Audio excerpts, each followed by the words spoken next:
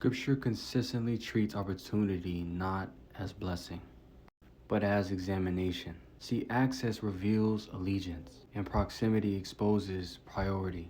Israel enters the land and is immediately tested by abundance. David is given access to Saul's life, but refuses to strike. Jesus is offered kingdoms without the cross and rejects the shortcut. Opportunity does not validate desire, it interrogates it, it exposes it.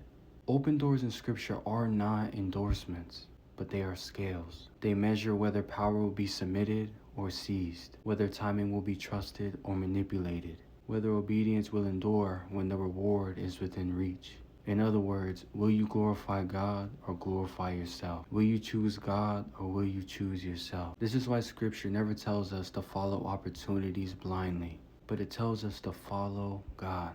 Because an opportunity can be temptation wearing permission's clothes. Meaning because you think that you got an opportunity, because it looks good to you, you think that God has endorsed it, that God has set that aside for you. Power given too early destroys what it promises to advance. See, a good steward is one who gives all that God gives them back to him. We do not know what we think that we know. So when we have opportunities in life, we should run them by God. Now pay attention, Christ again stands alone.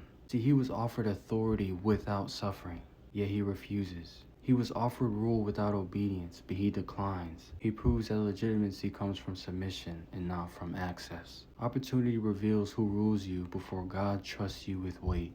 And the man who cannot refuse power is a man not yet fit to wield it. Now God does not test you to destroy you. He tests you to prove whether your obedience is real when obedience is costly. Now what does this mean for you and I? It means that not every opportunity is from God.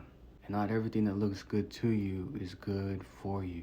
We must operate from a place of wisdom and discernment, trusting in God, allowing him to steward our lives, our decisions, our thoughts, everything.